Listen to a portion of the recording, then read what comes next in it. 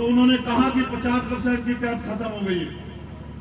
जब उन्होंने 50% की कैप खत्म कर दी और आपने हमसे कहा, जब आपने 27% आरक्षण दिया कि 50% की कैप के कारण 27% आरक्षण मिल रहा है, तो अब हमने मांग उठाई है कि जिसकी इतनी संख्या बारी उसकी इतनी हिस्सेदारी अब इस देश में लागू होनी चाहिए। 52% ओबीसी को 52% आरक्षण अब इस देश में मिलना चाहिए।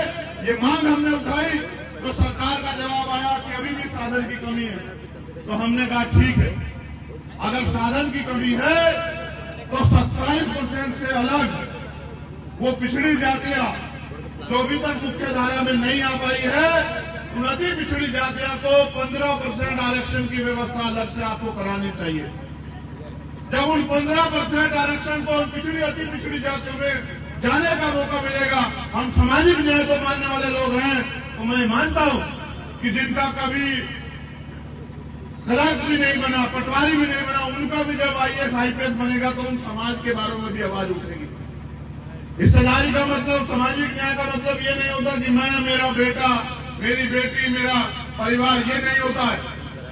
समाज के हाशिए पे गए हुए सारे आदमी की आवाज आपको उठानी पड़ेगी। इसलिए अभी हमने मांग की है कि अति पिछड़ी जातियों को 27% से अलग, क्योंकि हमारी हिस्सेदारी तो 52% बैठती है, लेकिन आप पे साधन कम है, तो 15% अति पिछड़ी जातियों को अलग से आरक्षण की व्यवस्था सरकार कराए। और उसके साथ यहां 66 जातियां चिन्हित की गई हैं दलित समाज की। 60 दिखती नहीं है, 6 दिखती है मात्र। हमने मांग की है, हमारा दिल बड़ा है, हम ईमानदार से बहुजन बनाना चाहते हैं कि उन 60 जातियों को भी संख्या के आधार पे 5% आरक्षण अलग से जो अब तक मिल रहा है उसके अतिरिक्त देने की व्यवस्था सरकार करे।